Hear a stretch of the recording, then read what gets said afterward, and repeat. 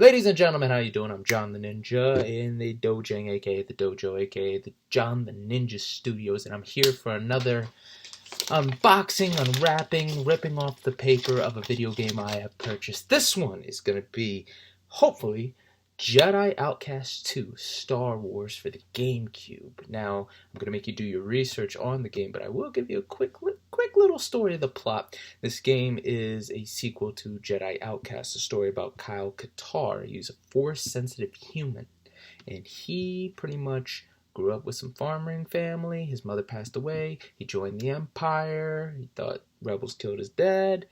He, wanted to kill rebels. Ended up meeting a girl again that he met prior to, spared her life. Found out it was really the Empire that killed his dad, and then he goes on this pursuit to beat the Empire. Meets would say the spirit-like ectoplasm of a former Jedi. I think it's Qumran. And he ends up starting his Jedi story. Starts trying to, do right. Jedi Outcast 2 is kind of him coming back into the fold. He renounced his Jedi ways, and now there is a new threat, this Shadow Stormtrooper that the Empire is going to release, and he's trying to stop that from happening. I won't give you any more spoilers. There's a bunch of reviews, but when I was growing up, this game was huge. It was the definitive Jedi experience for gamers. It came out on PC first, and then was ported to the GameCube and Xbox, and now it's on Steam, PS4, etc., all the other ones. Best one's probably Switch, I think, but that's the one I played it on. However, the only way I knew about this game was from the old magazine, Game Pro. I still have a few of these here.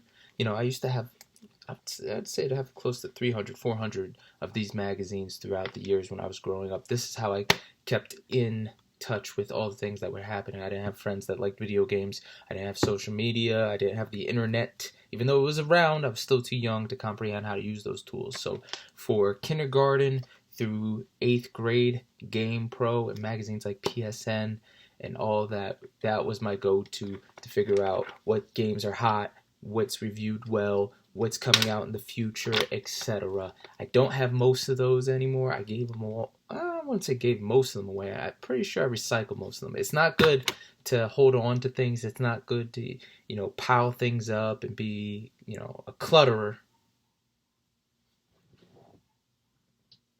Somewhat, but you get the idea. I had to make room, so that's how I learned about it. I'm excited. I've always wanted this game. This game completes what I believe is my GameCube portion of my collection. I've had to do a lot of research and digging to find the games I wanted for the GameCube, and this one marks the end of that search. It marks the end of looking for GameCube games. I've completed my Dreamcast selection. I've completed my GameCube selection. I believe I've completed my 64 collection. There might be a few more games I want to get, but for that one, I'm pretty sure I've done that. And then the PlayStation 2 is almost done. It's been a real treat. I'm not one of the best collectors, because there are collectors that are 100% heavy.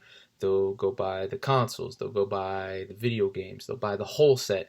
I'm not really in tune to that. I just want to get the games I wanted as a kid. And if I get that, even if I never play them, I feel like I've achieved a goal that was very unattainable when I was a kid. So, without further ado, let's find out how this game looks. Hopefully, oh, that was a smooth cut. That was a very smooth cut. Let me do another one, see how... Ooh. Yo, sometimes I forget this knife cuts like butter. Anyway, pulling this out, let us see. Ooh, that does look good. Star Wars Jedi Outcast Jedi Knight II. This looks fantastic. Now, I did buy this at a resale. I bought it off eBay. I had to make sure it had the booklet. I don't know what the hell people were doing back in the day to get rid of the booklets.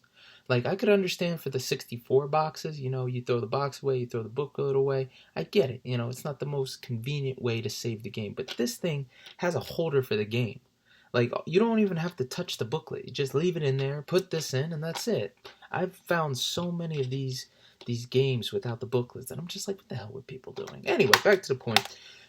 The cover art on the back's a little messed up, a little scrunchy, but everything still looks good. Let me see what the game actually looks like. Let me see how scratched up this is. Oh my God, this is actually really, really clean. Aside from maybe, when you see scratches on the back, deep, deep scratches, like, ooh, this ain't gonna play. And then, it's like, oh, that just looks like a little nick. You can knock that out with some toothpaste. Or if you're really creative, get one of those machines that clean the CDs and make it look good. But for the most part, this game looks good. And I can't wait to play it. Adding on to the collection, do you have this game? Have you played this game? Have you played Jedi Outcast 1? Because I've never met anybody that said they have. Let me know in the comments if there's any games you would suggest I look into, try and buy, or try and talk about. Let me know. As always, be smart, be mindful, and be kind to each other. God bless you, and I hope you're staying safe.